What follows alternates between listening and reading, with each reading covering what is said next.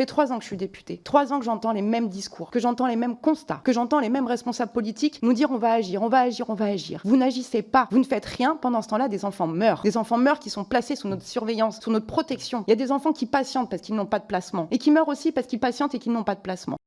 Que vous êtes au courant qu'une enfant placée a été assassinée par sa famille d'accueil dans notre pays? Êtes-vous au courant, madame? Je le demande parce que depuis ce drame, je ne vous ai pas entendu parler d'elle, pas une seule fois, ni prononcer son nom. Elle s'appelait Aiden, elle avait 7 ans.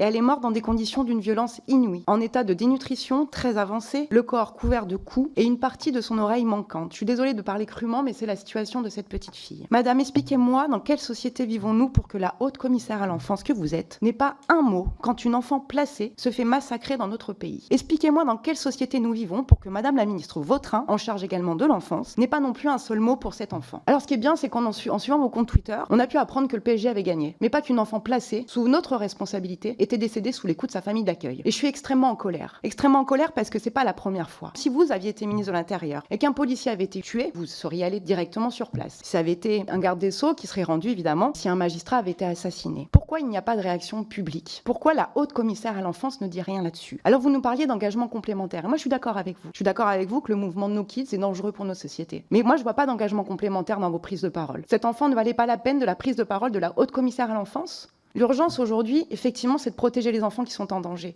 Je suis en colère, je vous l'ai déjà dit, c'est pas la première fois qu'on a cet échange, mais en tout cas, je trouve ça insupportable. Insupportable pour cette petite fille, mais pour tous les autres qui, de notre inaction, sont encore en danger. On ne peut pas dire que rien n'a été fait, Madame Maxime. C'est passé. Mais c'est pas...